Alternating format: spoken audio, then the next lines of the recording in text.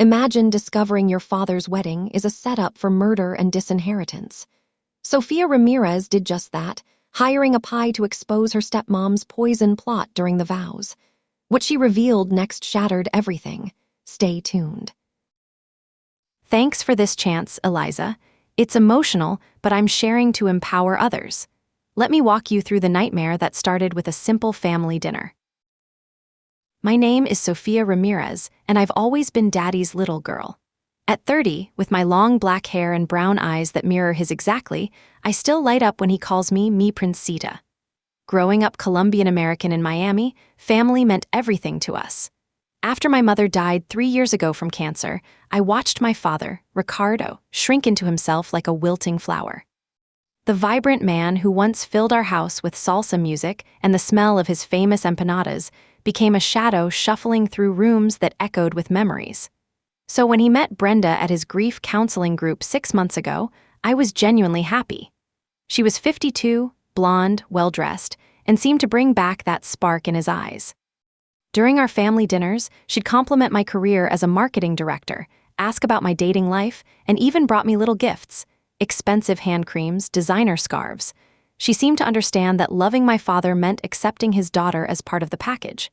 "Sofia, you raised such a wonderful man," she'd tell me, squeezing my hand across the dinner table. "I can see so much of your mother's grace in how he talks about family." I wanted so desperately to believe in this second chance at happiness for him. My father had given up everything to care for my mother during her illness, and he deserved joy again. When Brenda moved into our family home, the house where I'd grown up, where my mother's garden still bloomed in the backyard, I convinced myself the strange feeling in my stomach was just adjustment anxiety. The engagement happened quickly. Too quickly, my friends said, but I defended it. "When you know," I told them, parroting what Brenda always said. The wedding planning became a whirlwind of venue visits, dress fittings, and guest lists. Brenda insisted on handling most of the details herself, which I thought was thoughtful. She was taking the burden off my father's shoulders, but small things began to bother me. The way she'd redirect conversations whenever I brought up family traditions or memories of my mother. How she accidentally donated some of my mother's belongings to charity without asking, including the handmade mantilla my mother had worn at her own wedding, a family heirloom passed down through 4 generations. The subtle way she'd dismiss my opinions during wedding planning meetings, always with a sweet smile and a, "Oh, Sofia, you're so young. You'll understand when you're older." Most troubling was how she'd started managing my father's daily life with an intensity that felt more controlling than caring. She organized his medications, scheduled his doctor appointments, and gradually took over his financial affairs to reduce his stress. When I questioned this during one family dinner, she laughed it off. "Your father is getting older, sweetheart. It's natural for him to need more support. I'm just being a good wife to be." My father nodded along, but I caught something in his expression, a flicker of confusion, maybe even frustration. When I tried to talk to him privately about it later, he seemed genuinely puzzled by my concerns. "Brenda is just trying to help, Princita. After losing your mother, having someone care about the details, it's a relief." I wanted to believe him. I wanted to trust that this woman would love and protect him the way my mother had. But the nagging feeling in my chest grew stronger each day, like a storm gathering on the horizon. The real warning signs started appearing about 2 months before the wedding. I'd stopped by the house unannounced one afternoon to drop off some documents my father had requested for his insurance. As I used my key to enter through the front door, I heard Brenda on the phone in the kitchen, her voice carrying a tone I'd never heard before, sharp, calculating, completely different from her usual honeyed sweetness. "No, not yet," she was saying. "I need the marriage certificate first. Once that's legal, we can start the process. The daughter is going to be a problem, but I have a plan for that too." I froze in the hallway, my heart hammering. Who was she talking to? What process? What plan? I heard footsteps approaching and quickly shuffled some papers, pretending I'd just arrived. Brenda appeared in the doorway, her face immediately transforming into that familiar warm smile. "Sofia, what a lovely surprise. I was just talking to the wedding planner about final details." But her phone screen was dark, and I'd heard her end the call before walking toward me. The wedding planner was a woman named Maria who I'd met several times. The voice I'd overheard was definitely male. "Where's Dad?" I asked, trying to keep my voice normal. "Oh, he's napping. Poor thing has been so tired lately. I think all the wedding excitement is wearing on him. That was another thing. My father, who used to work 12-hour days running his construction business, had been increasingly exhausted. What made it worse was seeing how this affected our family traditions. During my mother's lifetime, Sunday dinners were sacred, elaborate meals where my father would tell stories in rapid-fire Spanish, his hands gesturing wildly as he described job sites and business deals. Now he could barely stay awake through the appetizer, his once animated storytelling reduced to confused mumbles. Brenda attributed his fatigue to age and stress, but he was only 68 and had always been remarkably energetic. She'd been making him special herbal teas, saying they'd help him sleep better, but he seemed more drowsy and confused than rested. Over the following weeks, I started paying closer attention. During family dinners, I noticed how Brenda would sometimes finish my father's sentences when he paused to think, or how she'd correct his recollections of events with such certainty that he'd defer to her version. She'd started handling all his phone calls, saying she was screening them to reduce his stress. Most alarming was the day I found him sitting in his study, staring blankly at a stack of financial documents spread across his desk. "Dad, everything okay?" He looked up at me with an expression of genuine confusion. Sofia, I can't remember what these papers are for. Brenda says I signed them last week, but I don't recall." I glanced at the documents. They were transfer papers for some of his investment accounts, moving them into joint accounts with Brenda's name. My blood ran cold. "Dad, do you want me to look at these with you? Maybe we could call your financial advisor together?" Before he could answer, Brenda appeared in the doorway. "Oh, you two don't need to worry about those boring financial things. I've got everything under control." She moved to the desk and gathered up the papers with swift efficiency. "Ricardo, darling, you look tired. Why don't you go rest before dinner?" My father nodded obediently and left the room, but not before I caught him looking back at the papers in Brenda's hands with that same confused expression. "Brenda," I said carefully, "maybe it would be good for Dad to stay involved in his financial decisions. He's always been very sharp with money matters." Her smile never wavered, but something cold flickered in her eyes. "Sofia, I know you mean well, but your father asked me to handle these things." It's actually quite common for older people to experience some cognitive decline. The stress of managing finances can accelerate that. I'm just trying to protect him.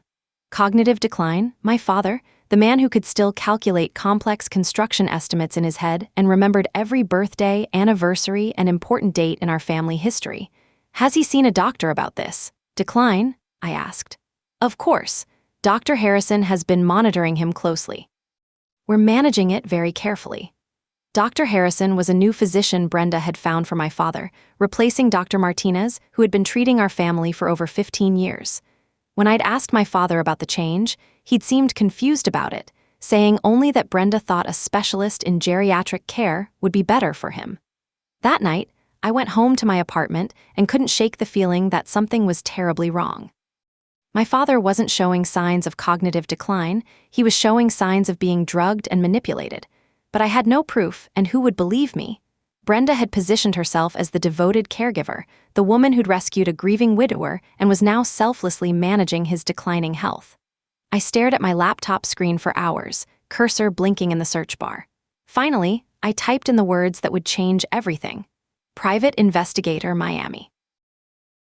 Hiring a private investigator felt like crossing a line I could never uncross.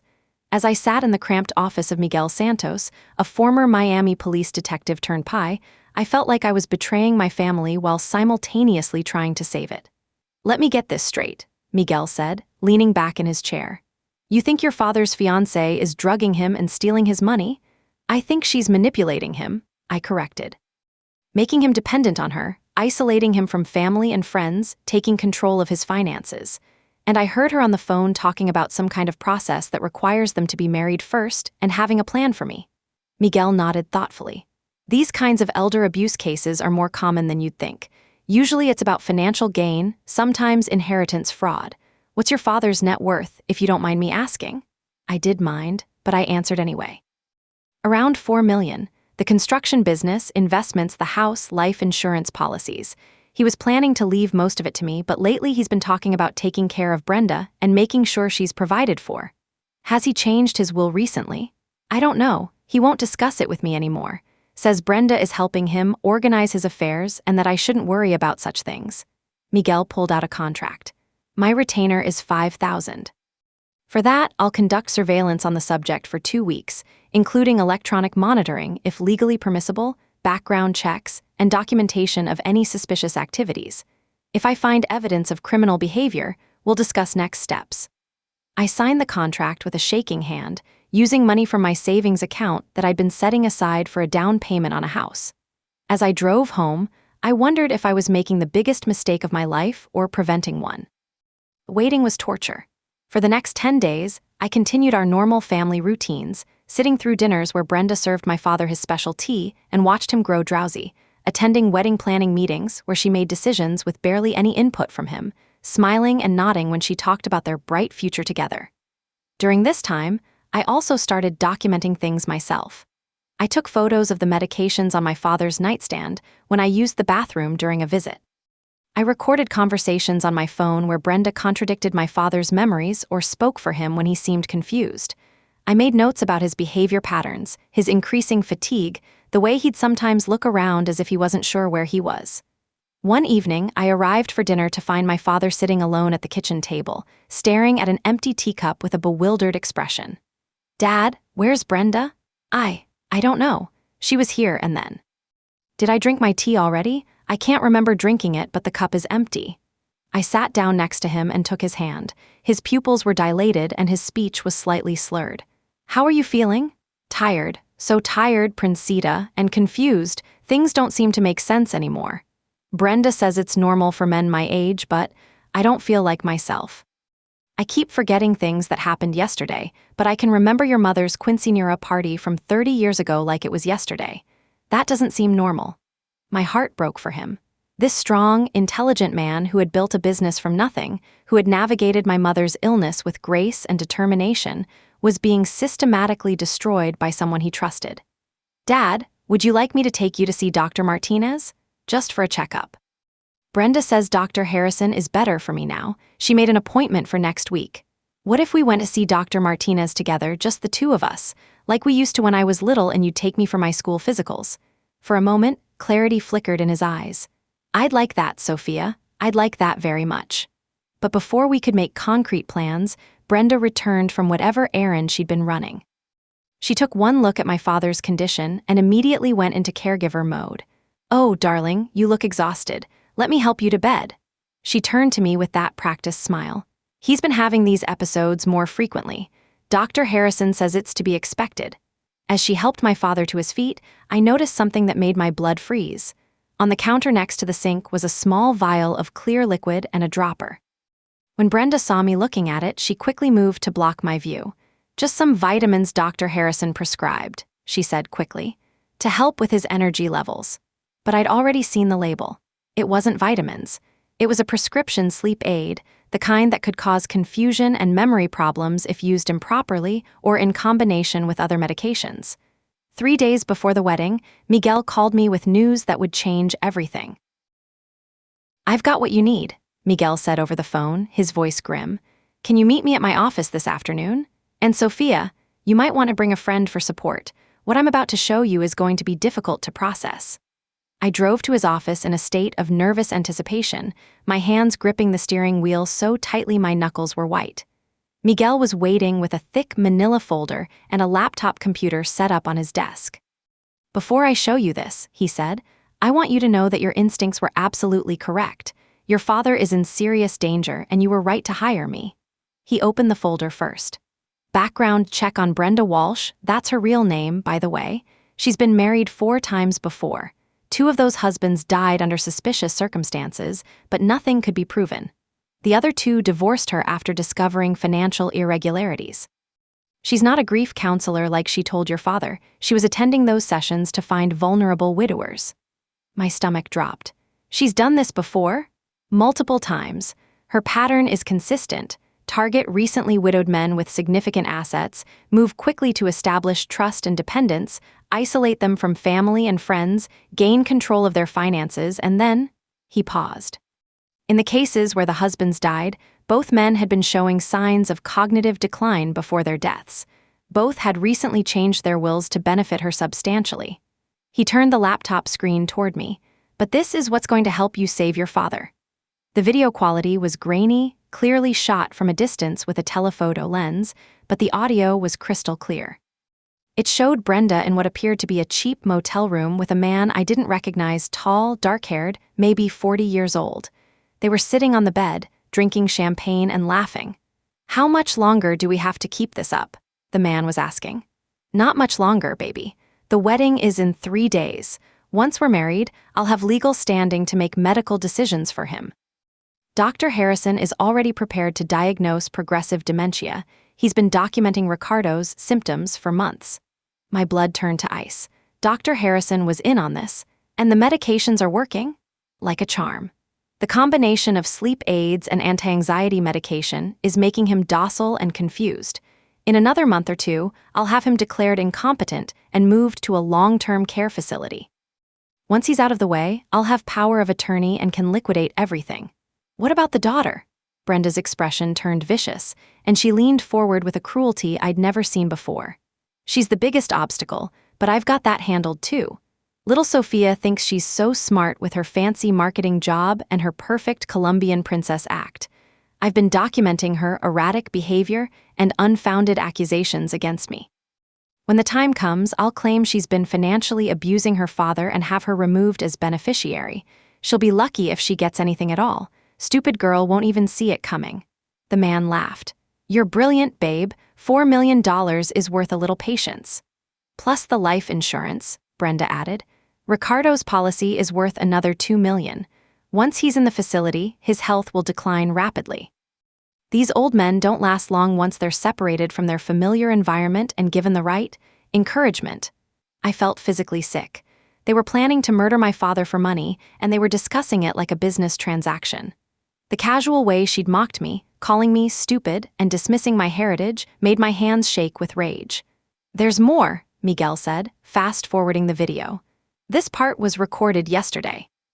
On screen, Brenda was showing the same man a set of legal documents. "I've already had him sign the power of attorney papers. He was so drugged he didn't even read them. The will change happens at the wedding reception. I told him it was just standard paperwork to protect me as his new wife. He'll sign anything I put in front of him now. And if the daughter gets suspicious, she already is, but who's going to believe her? I'm the devoted caregiver, remember? If she starts making accusations, it just proves how unstable she is. I've got Dr. Harrison ready to testify about her father's condition and my exemplary care of him." The video ended.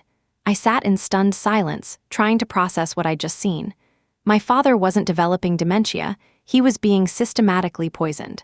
Brenda wasn't a loving caregiver, she was a serial killer who had turned elder abuse into a profitable career. "I've already contacted the police," Miguel said. "Detective Rodriguez in the Financial Crimes Unit is familiar with these types of cases. But the problem is, we need more evidence to make charges stick. Right now, this video shows intent to commit fraud, but not actual fraud. And proving the drugging will be difficult since she has a doctor willing to testify that the medications are medically necessary. What do? We need to catch her in the act. The wedding is tomorrow, right?" Based on what she said in the video, she's planning to have your father sign additional documents during the reception. If we can document that happening while he's under the influence of drugs she's administered, that's kidnapping, fraud, and attempted murder. I thought about my father, confused and vulnerable, trusting the woman who was slowly killing him. "Tell me what I need to do." Miguel leaned forward. "This is going to require perfect timing and nerves of steel. Are you up for it?" I thought about my mother, how she'd fought cancer with such courage and dignity, how she'd made me promise to always take care of my father, how she'd taught me that sometimes the people we love most need us to be strong when they can't be strong for themselves. "Yes," I said, "I'm ready." The next 24 hours were the longest of my life. I had to continue acting normal around Brenda while knowing exactly what she was planning for my father. Every time I saw her give him his special tea, every time she spoke to him in that patronizing tone, every time she touched him with those hands that were slowly poisoning him, I wanted to scream. But Miguel's plan required patience and precision. We would set up recording equipment at the wedding venue to capture everything that happened. I would attend the ceremony and reception as planned, playing the role of the supportive daughter. Miguel would be there undercover as a member of the catering staff, along with Detective Rodriguez and 2 other officers. The key moment would come during the reception toasts. Based on the motel room video, Brenda was planning to have my father sign additional legal documents during the celebration, likely presenting them as routine paperwork that needed to be handled quickly for legal reasons. She would do this while he was under the influence of whatever drugs she'd given him that day. The challenge, Miguel explained, is that we need to let her get far enough into the plan to prove criminal intent, but not so far that she actually succeeds in getting the documents signed. We also had a backup plan. Dr. Martinez, my father's longtime physician, had agreed to be on standby at a nearby hospital. If we could get my father away from Brenda for even a few hours, Dr. Martinez could run blood tests to prove he was being drugged and provide medical testimony about his true mental state.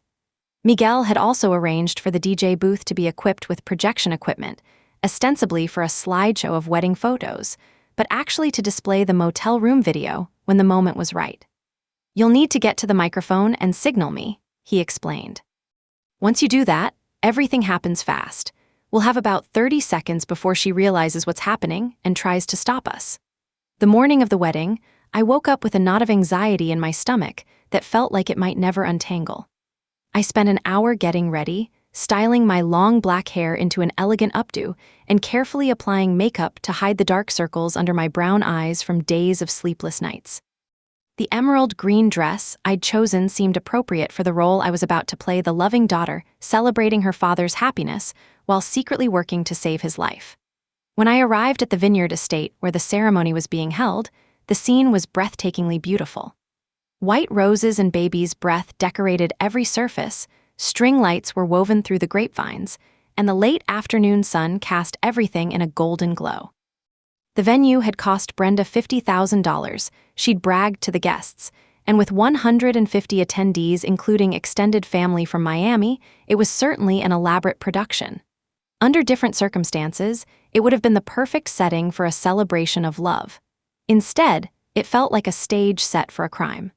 I found my father in the groom's preparation room, struggling to tie his bow tie. When he saw me, his face lit up with genuine joy, and for a moment he seemed like his old self. "Princita, you look beautiful, your mother would be so proud." But as I got closer, I could see the telltale signs of Brenda's chemical manipulation.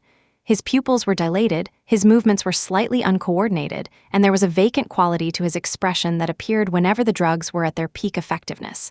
"How are you feeling, Dad?" "Good, good. A little nervous, but happy.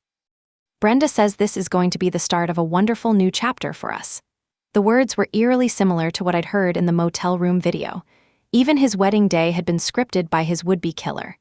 "Dad, can I ask you something? Do you remember signing any papers recently? Legal documents or financial forms?" He frowned, clearly struggling to access his memories. "Papers? Brenda handles all that now. She says it's too complicated for me to worry about." "Did I need to sign something?" My heart broke for him. This brilliant man who had built a successful business and managed complex financial affairs for decades had been convinced that he was no longer capable of understanding his own life. What made it worse was remembering how he used to involve me in family financial decisions, teaching me about investments and business planning, proud of my intelligence and eager to pass on his knowledge. Now he couldn't even remember what he'd signed yesterday. "No, Dad, everything's fine. I just want you to know that I love you and I'm always here if you need anything at all." He hugged me tightly, and I could smell the familiar scent of his cologne mixed with something medicinal. "I love you too, Sofia. You're the best thing your mother and I ever did." As the ceremony time approached, I took my seat in the front row and watched my father stand at the altar, waiting for his bride. He looked handsome in his black tuxedo, but I could see the slight tremor in his hands and the way he occasionally swayed on his feet. Brenda appeared at the back of the aisle, resplendent in a white silk gown that probably cost more than most people's cars. As she walked toward my father, smiling radiantly at the assembled guests, I wondered how many people in that room had any idea they were witnessing an elaborate murder plot disguised as a wedding. The ceremony itself was a blur of traditional vows and false promises. When the officiant asked if anyone objected to the union, I had to bite my tongue to keep from screaming the truth. But this wasn't the time. We needed to catch her in the act of committing the actual crimes. As my father kissed his new wife, I caught Miguel's eye across the reception area. He gave me an almost imperceptible nod. Everything was in place. Now we just had to wait for Brenda to make her move. The reception was held in a beautifully decorated pavilion overlooking the vineyard. Round tables draped in white linens were arranged around a dance floor, with the head table positioned on a small raised platform that gave the wedding party a perfect view of all the guests. Fairy lights twinkled overhead, and the sound of laughter and clinking glasses filled the air. I sat at the family table, making small talk with relatives and trying to appear relaxed while my nerves were stretched to the breaking point. My father and Brenda were at the head table, accepting congratulations and posing for photos. Every few minutes, I would catch Brenda checking her watch or glancing toward the entrance, as if she was waiting for something or someone. About an hour into the reception, I noticed a man I didn't recognize enter the pavilion. He was tall, dark-haired, and wearing a server's uniform, but something about him seemed off. He moved through the crowd with too much purpose, his eyes scanning the room in a way that suggested he wasn't really there to serve drinks. My blood ran cold as I realized who he was, the man from the motel room video. Brenda's accomplice was here, disguised as part of the catering staff. I caught Miguel's attention and subtly nodded toward the new arrival. Miguel's expression darkened, and I saw him speak quietly into a small microphone hidden in his collar. Within minutes, 2 additional servers had appeared in the pavilion, Detective Rodriguez and another undercover officer. The dinner service proceeded normally, but I noticed that Brenda was barely eating. She kept checking her phone and having whispered conversations with my father, who was growing increasingly drowsy as the evening progressed. Whatever she had given him today was stronger than usual. His head kept nodding forward, and he seemed to be having trouble following conversations around him. Finally, as the dessert plates were being cleared, Brenda stood up and tapped her champagne glass with a fork. The pavilion gradually quieted as all eyes turned toward the head table. "Thank you all for being here tonight to celebrate this wonderful occasion," she began, her voice carrying clearly across the room. "Ricardo and I are so grateful to have all of you here to witness the beginning of our new life together." She paused and smiled down at my father, who was struggling to focus on her face. "Marriage is about many things: love, commitment, partnership. But it's also about practical matters, about making sure we take care of each other in every way possible." I felt my pulse quicken. This was it. Ricardo and I have been talking about how to best organize our affairs now that we're officially family. There are some legal matters that need to be addressed, some paperwork that will help us streamline our life together. As she spoke, she reached into a small beaded purse that had been sitting on the table beside her plate. She withdrew a folded set of documents and placed them on the table in front of my father. "This is the start of a new chapter for us," she continued, her voice taking on a tone that sounded rehearsed. "A chapter free of old attachments and complications, free of burdens that might hold us back from the future we deserve." The word burdens hit me like a physical blow. In the motel room video, she had used that same word to describe me. She was talking about eliminating me from my father's life and inheritance, and she was doing it in front of a room full of witnesses who had no idea what they were really hearing. So tonight, as we celebrate our love, we're also going to take care of some important business. "Ricardo, darling, these papers will help us consolidate our financial affairs and make sure everything is properly organized for our future." She slid the documents closer to my father, who was blinking slowly and seemed to be having trouble following her words. I could see from my angle that the papers were legal documents. I caught glimpses of phrases like revocation of previous will and transfer of assets. My father reached for the pen Brenda was offering him, his movements clumsy and uncertain. Several guests were watching with polite interest, probably assuming this was just some routine paperwork that needed to be handled quickly for legal reasons. This was the moment. If I let him sign those papers while he was drugged and incompetent, Brenda would have achieved her goal. But if I acted too soon, we might not have enough evidence to prove her crimes. I looked across the room at Miguel, who gave me a slight nod. It was time. I stood up, my chair scraping against the floor with a sound that seemed to echo through the pavilion. Every head turned toward me as I walked deliberately toward the microphone stand that had been set up for the toasts. "Excuse me," I said, my voice carrying clearly through the sound system. "I believe there's something important that everyone should see before any papers get signed." Brenda's face went pale, but she maintained her composure. "Sofia, sweetheart, this is just some routine paperwork. Nothing that can't wait until after the celebration." "Actually," I said, looking directly at her, "I think this is exactly the right time. After all, you said this was about starting a new chapter free of burdens. I think our family and friends deserve to know exactly what kind of new chapter you have in mind. I turned to the DJ, who was actually one of Miguel's associates equipped with the recording equipment we'd prepared. Could you please play the video file I gave you earlier? I think it will provide some very important context for these legal documents my stepmother is so eager to have signed. Brenda lunged toward the DJ booth, but Miguel and Detective Rodriguez were already moving. "Turn it off," she screamed. "This is my wedding, you can't." But it was too late. The large projection screen that had been showing a slideshow of wedding photos went dark for a moment, then flickered to life with the grainy footage from the motel room. The pavilion fell into stunned silence as Brenda's voice filled the air, clear and unmistakable. "Once we're married, I'll have legal standing to make medical decisions for him. Dr. Harrison is already prepared to diagnose progressive dementia." Gasps rippled through the crowd as the full scope of the conspiracy unfolded on screen.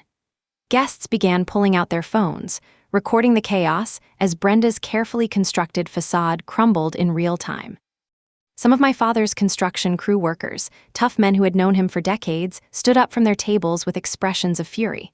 "The daughter is the biggest obstacle, but I've got that handled too." Several guests began shouting at Brenda.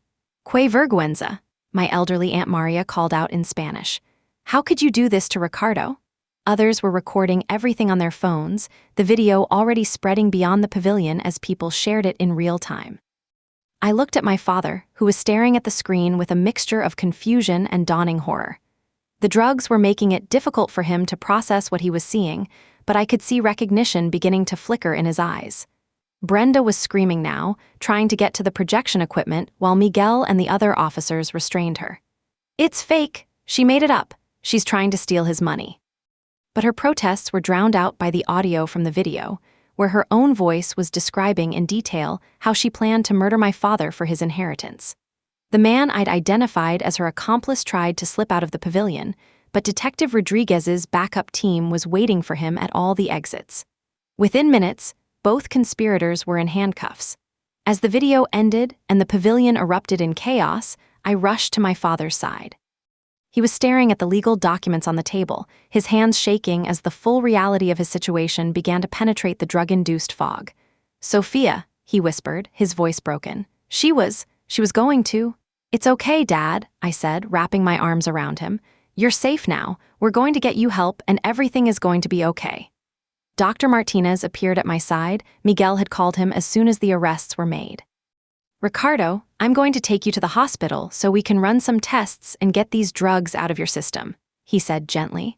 As paramedics helped my father to a waiting ambulance, I looked back at the pavilion where the wedding reception had turned into a crime scene. Guests were still recording everything, the video of Brenda's downfall already going viral on social media. Brenda was being led away in handcuffs, still screaming about how I had ruined everything and how she was the victim in all of this. But all I cared about was that my father was alive and safe. The woman who had tried to steal his life, his money, and his dignity would never hurt him again. The aftermath of that night played out over several months, but the immediate priority was getting my father the medical care he needed.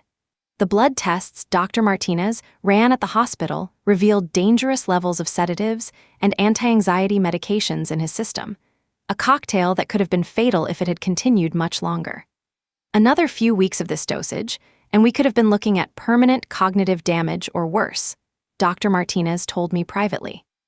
The fact that she was planning to have him declared incompetent while he was in this state, it's nothing short of attempted murder. My father spent 3 days in the hospital while the drugs cleared his system.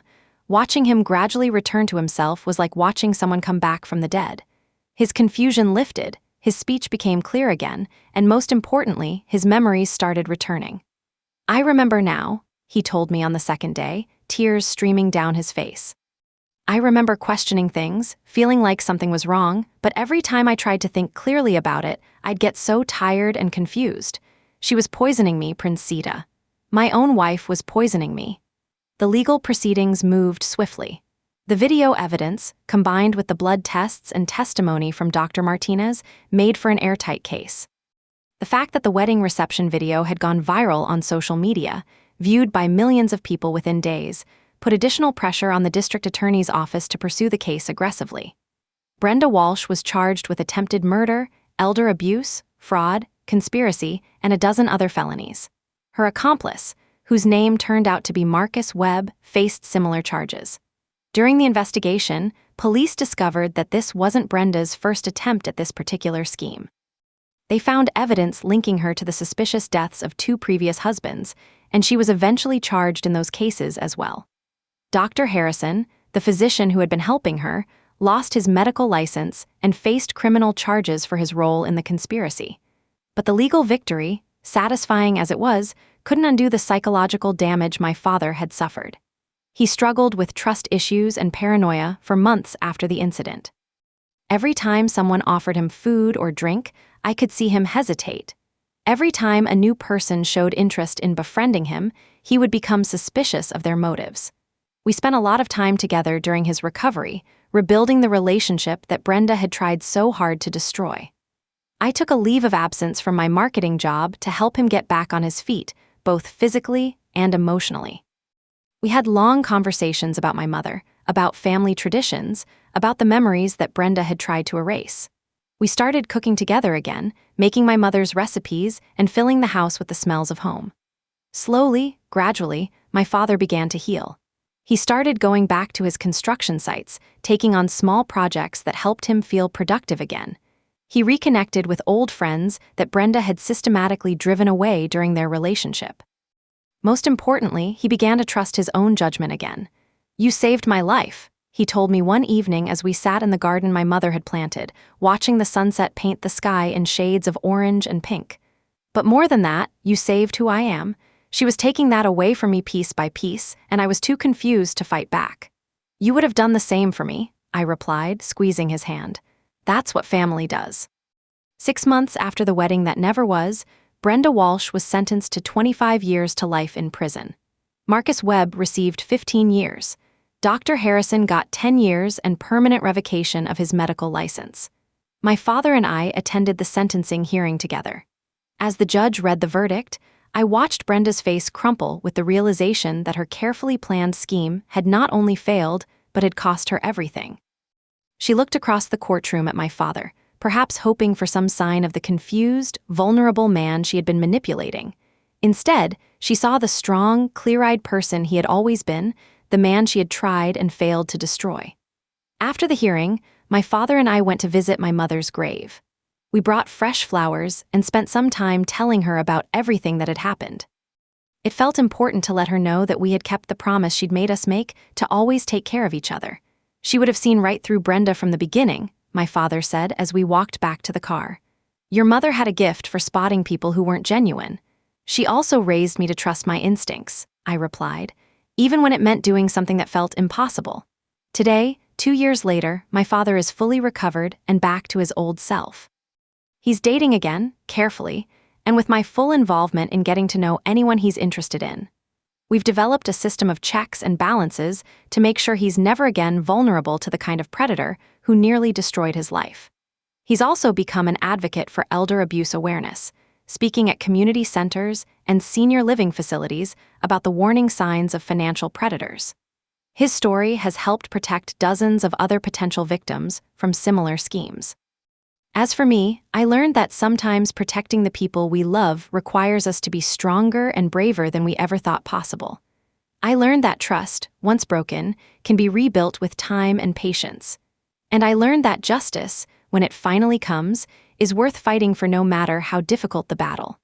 The emerald green dress I wore to that wedding still hangs in my closet. Sometimes I look at it and remember the terror I felt that night, the weight of responsibility for my father's life resting on my shoulders. But mostly, I remember the moment when truth triumphed over deception, when love proved stronger than greed, and when a daughter's determination saved her father's life. That's the real story of my stepmother's wedding, not a celebration of love, but a rescue mission disguised as a family gathering. And while I never want to relive those terrifying months, I'm grateful every day that I found the courage to act when it mattered most. Because in the end, family isn't just about the good times and celebrations. It's about being willing to fight for each other when the stakes are highest and the odds seem impossible. It's about never giving up on the people who matter most, even when everyone else thinks you're wrong. And sometimes, if you're very lucky and very brave, it's about standing up at exactly the right moment and saying, "Not today, not to my family, not on my watch." If you suspect elder abuse in your own family, don't wait. Trust your instincts, document everything, and act before it's too late. The signs are often subtle, but they're there if you know what to look for. And remember, sometimes the people who seem the most caring and devoted are the ones with the most to hide. Sofia, your bravery in trusting your instincts and exposing that deadly deception shows how familial love can combat manipulation and greed. It reminds us that vigilance in close relationships can prevent tragedy and restore justice. Thank you for your story. I'm Eliza Quinn, and remember, here on Wedding Day Justice, veils off, justice on.